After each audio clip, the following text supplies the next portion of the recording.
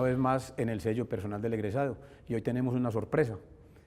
En un periódico de 1905 salió la idea o la noticia de que un antioqueño era el que administraba el Kremlin en el momento en que Lenin toma el poder.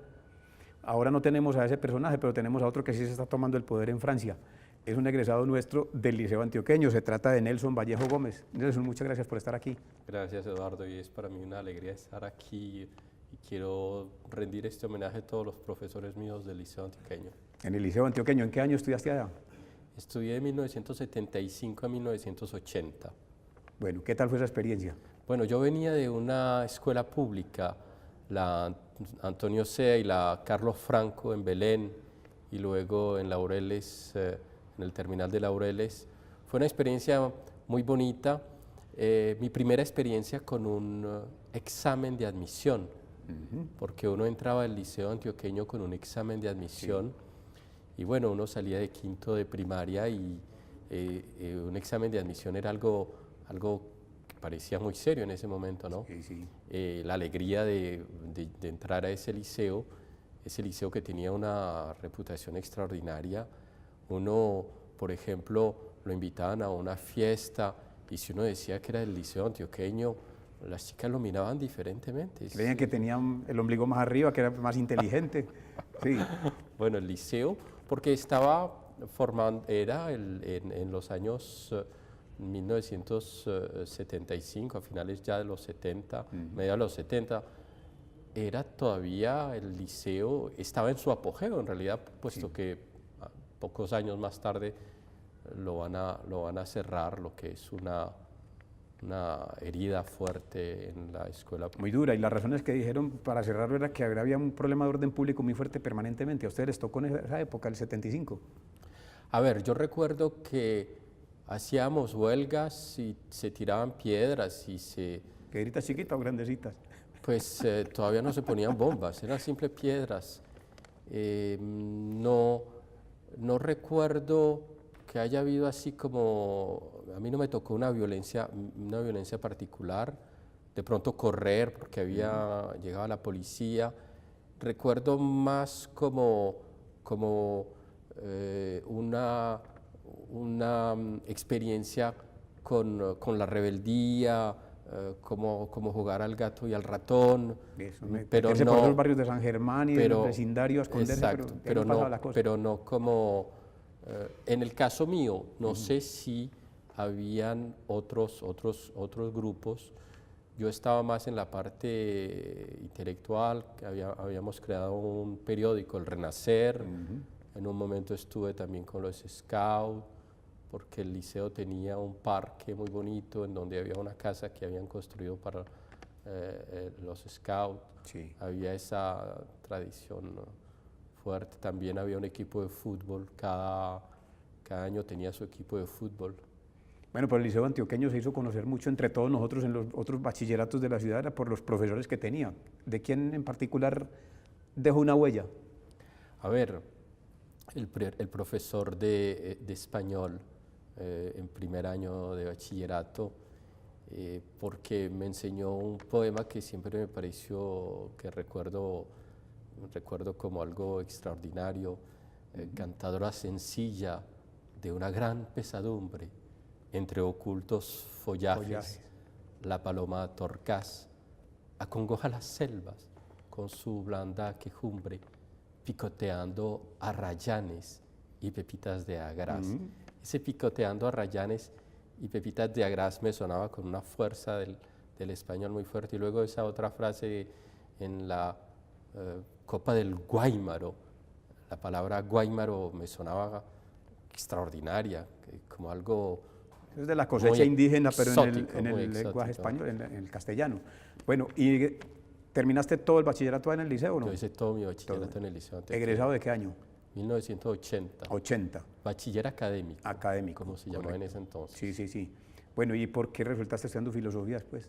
¿Hubo un profesor de filosofía que marcó también la experiencia o qué? No, yo empecé a estudiar música y me encontré con una estudiante de música en bachillerato que estaba en primer año de filosofía en bolivariana. y empezó a hablarme de filosofía y me pareció muy interesante. La filosofía tiene algo que ver con las musas, con las parteras, con algo con lo femenino. De pronto me interesó ese Y ahí fue la decisión, me voy a estudiar filosofía. Sí, quería estudiar comunicación Sí. en la Universidad de Antioquia, pero en ese momento, en 1980, final de 1980, la universidad estaba en una huelga muy impresionante que duró 6 meses, y durante los primeros 6 meses de 1981 entré a la Universidad Pontificia Bolivariana. Primero quería estudiar comunicación, periodismo. Sí, comunicación social, periodismo, que era el título acostumbrado. Pero tú te inscribías en 2 opciones, periodismo y yo puse periodismo y filosofía y letras, y me recibí una llamada para una entrevista en filosofía y letras, y fue muy interesante. Empecé a estudiar filosofía y luego seguí, fui a seguir estudiando en París y terminé mi carrera de filosofía. Bueno, ¿cómo fue esa decisión y por qué termina en París y no en la UPB y en Medellín? Bueno, mi padre hizo una parte de sus estudios en París, y allí tuvo dos niñas que se vinieron al final de los años 50 a vivir con nosotros en Colombia, y en 1973 se regresaron a París, y mi hermana me dijo que cuando terminara el bachillerato me fuera a estudiar a la Sorbona. Bueno, yo estaba en primaria, no sabía, la Sorbona me parecía, pero en la casa siempre había la idea de la Sorbona. Mi papá de vez en cuando recitaba poemas de Lamartine en francés, y mi papá canta y cantaba en francés, entonces había esa inspiración por Francia, pero no estaba bien marcada. Fue el encuentro con un amigo, Guillermo Arismendi, en Bolivariana, en primer año de filosofía. Él sí estaba convencido que había que ir a París, que había que hacer algo en París. Pero Guillermo había estudiado también en el Liceo Antioqueño. Había estudiado en el Liceo Antioqueño. ¿Y ustedes se habían encontrado un allá, año no? antes? No, Todavía nos encontramos en Bolivariana. Ya. Y él me animó, me dijo, te tienes que ir a estudiar a París. Y yo, pues, y me metió en un avión y me fui para París. ¿Expulsado de Colombia por un amigo? Sí, para estudiar filosofía. ¿Y te fuiste a hacer cuántos años de filosofía? Yo ¿O toda la carrera? Llegué a estudiar primero francés. Sí. En enero de 1982 estudié francés de enero a julio, y empecé la universidad en septiembre de 1982. Hice la licenciatura, son 3 años, luego una maestría. Sí. Y el primer año de doctorado en aquella entonces se llamaba Diploma de Estudios Profundos, DEA, Diplôme d'études approfondies, y lo hice, la maestría la hice sobre la religión en la filosofía de Henry Bergson, y el primer año de doctorado lo hice sobre la durabilidad. Correcto. El problema del tiempo, un tema psicológico, metafísico y físico de la temporalidad. Bueno, ahora vamos a ver entonces, después de que veamos unos mensajes, cómo fue que lo sacaron de ahí o lo sacamos, no sé, de ese pensamiento clásico. Ya nos volvemos después de estos mensajes.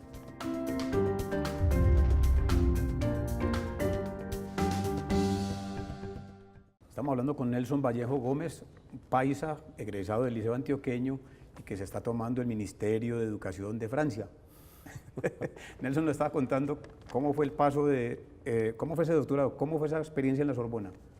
A ver, es necesario recordar que la Universidad París IV, la llamada Sorbona, era a comienzos de los años 80 la única universidad que había guardado toda la configuración clásica de la Sorbona, porque en la ruptura en 1968 se dividieron las universidades de París en París I, París II, París III, París V, en disciplinas. Y París IV fue la única que guardó el nombre de Sorbona.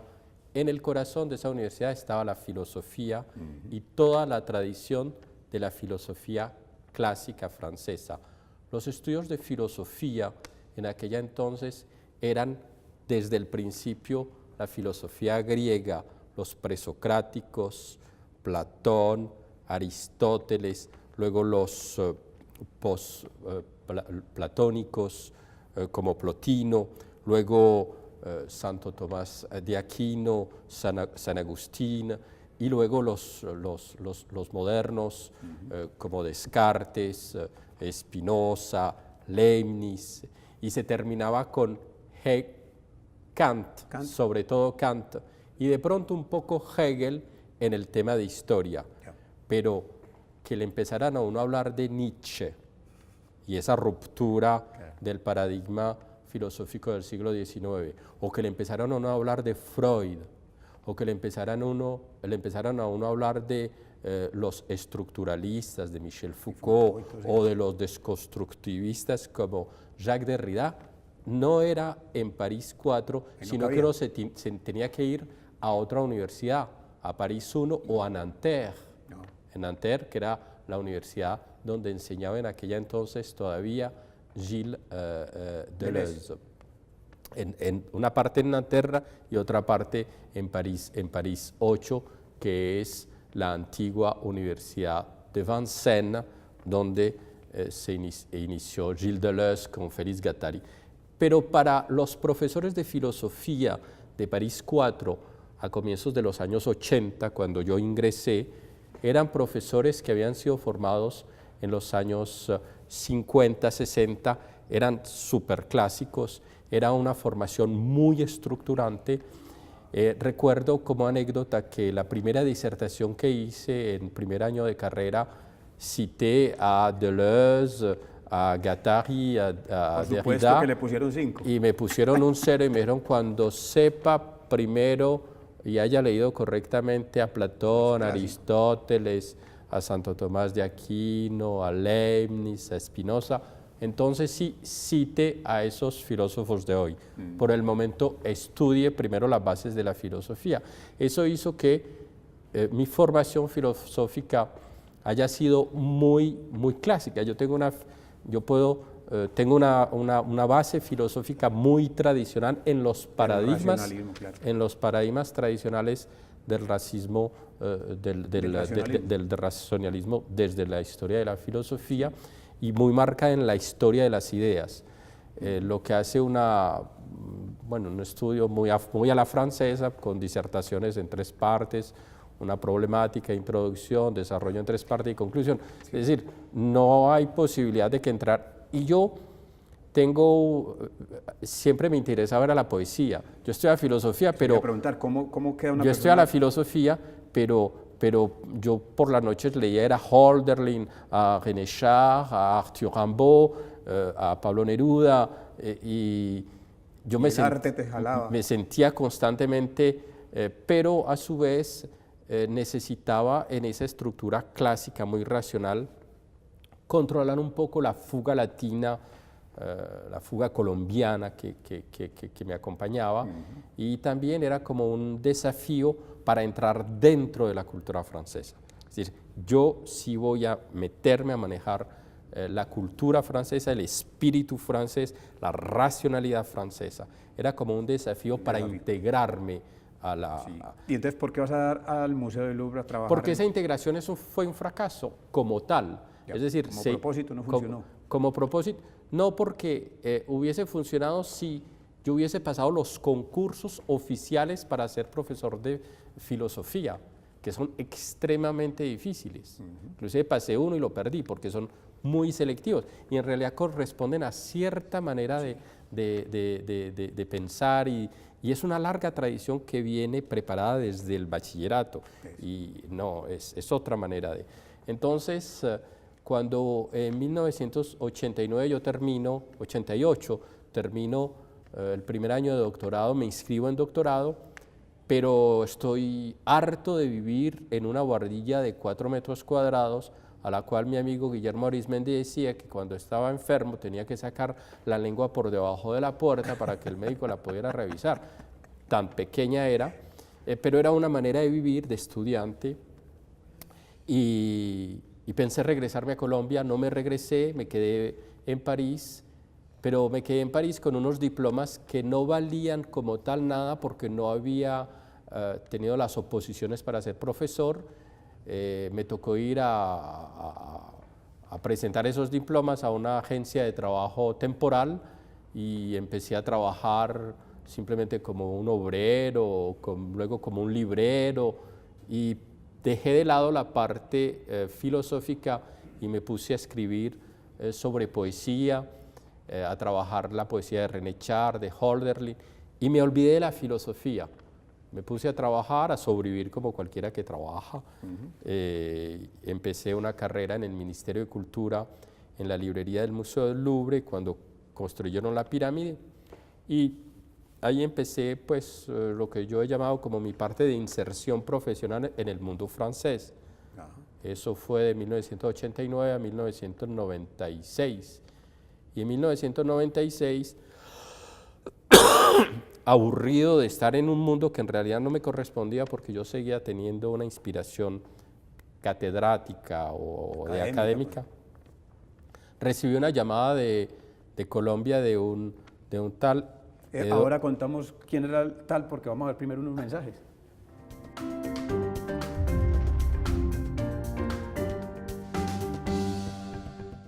Estamos hablando con Nelson Vallejo Gómez, egresado del Liceo Antioqueño y que está actualmente en París en un puesto muy destacado en el Ministerio de Educación.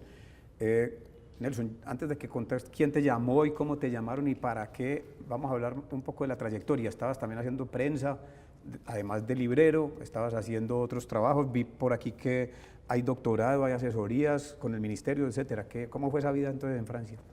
Mientras estuve de estudiante, pues me tenía que ganar la vida. Trabajé en un banco en verano, fui a recoger uvas, pasé un concurso de animador de centros de vacaciones y me iba a los centros de vacaciones. Pero también... ¿A hablarles de los filósofos griegos o qué? No, okay. Pero también resulté como corresponsal de prensa de La Patria. La Patria de Manizales. De Manizales, de 1983 a 1989, yo escribí más o menos unos 100 artículos. Tenía libertad de tema. Los artículos eran sobre literatura, sobre filosofía, sobre lo que llaman los franceses fait de société, es decir, un fait de société es un acto... sociales, pues, hechos sociales. Hechos sociales que demuestran un quiebre dentro de la sociedad, algo que interpela al curso de la sociedad. Entonces yo analizaba el hecho y mostraba a través de ese quiebre cómo iba evolucionando, modernizándose la sociedad francesa. Y esos artículos los publicaban en La Patria.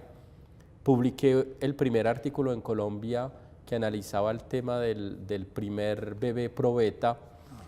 Y como es algo extraordinario porque es una mujer que concibe un bebé sin hacer el amor con un esperma de alguien que ya murió, es decir, es un muerto que da la vida a una mujer que no hace el amor, es decir, es el misterio de la Santísima Trinidad de alguna manera, porque concibe sin por obra y gracia del Espíritu. Por obra y gracia de la ciencia. Entonces, por obra y gracia de la ciencia, ahora podemos entender el misterio de la Santísima Trinidad. Y empecé el artículo así, y el obispo de Manizales llamó al director de La Patria, el viejo Restrepo de aquella entonces, y le dijo que esos artículos que estaban viniendo de París, que era eso.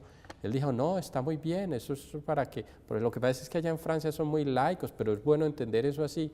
Y resulta que había un estudiante en la Universidad de Caldas que fotocopiaba los artículos y los pegaba en los afiches.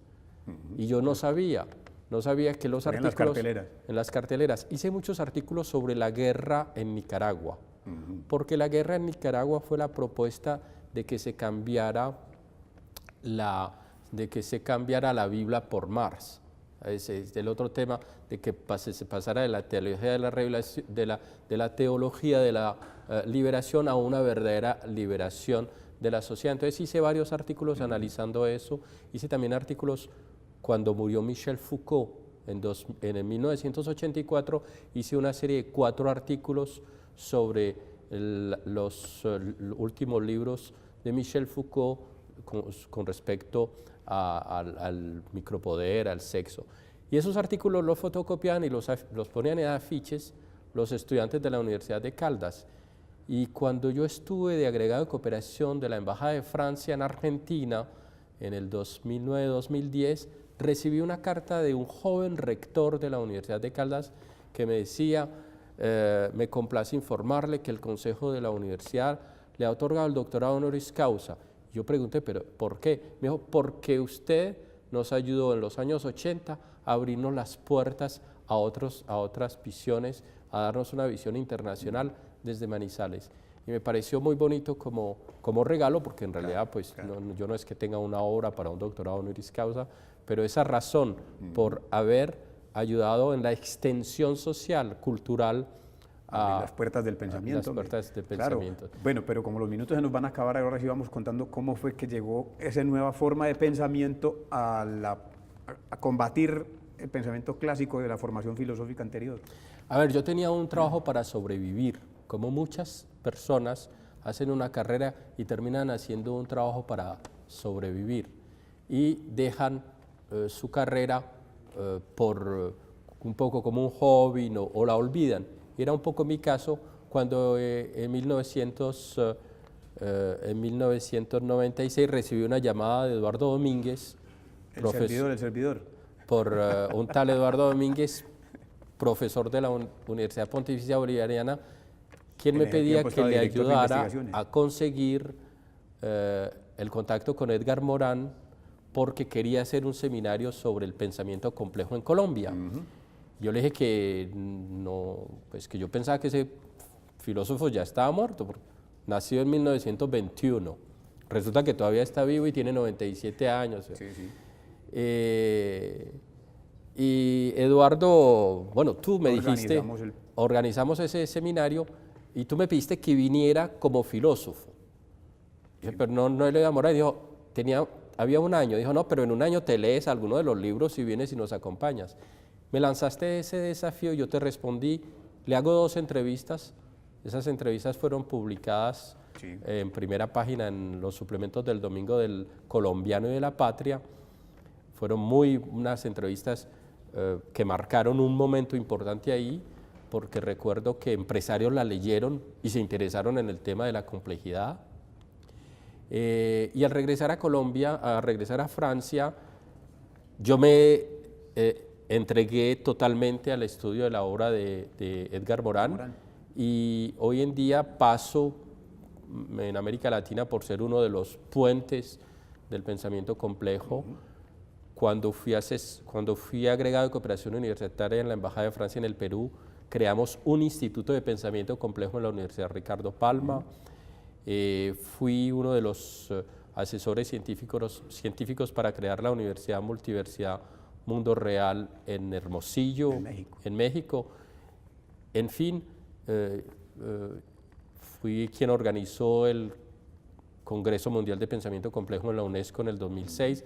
Hay una serie de actividades.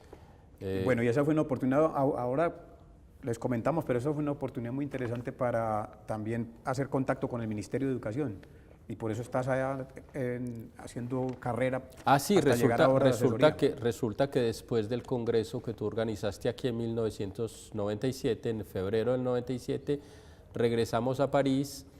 Yo me retiré del Ministerio de Cultura, saqué un año sabático y en esas hubo cambio de gobierno, hubo de nuevo una cohabitación, presidente de derecha Chirac, primer ministro Lionel Jospin, y Lionel Jospin, socialista, nombró ministro de Educación Nacional a Claude Allègre, un gran científico que quiso crear una comisión de reforma de los liceos y nombró un consejo científico presidido por Edgar Morán. Y Edgar Morán le dijo al ministro, yo necesito un asesor, y a partir del 1997 me encontré como asesor del ministro de Educación de Francia para la comisión de Edgar Morán. Hicimos unos trabajos, me quedé trabajando como asesor para cooperación internacional y luego pasé el concurso nacional de administración de Estado, que lo llaman, lo gané y me quedé como jefe de la Oficina Américas de Cooperación del Ministerio de Educación Nacional, Enseñanza Superior e Investigación del 2001 al 2005. Sí. Y luego ha sido un recorrido dentro del Ministerio de Educación Nacional. Hoy en día soy un funcionario de carrera, ya van a ser unos 20 años. Conozco personalmente al ministro actual porque fui su asesor del 2010 al 2012, cuando él era director general de Educación Básica y Media, también metiendo los 7 saberes, complejidad para los currículos de Educación Básica y Media.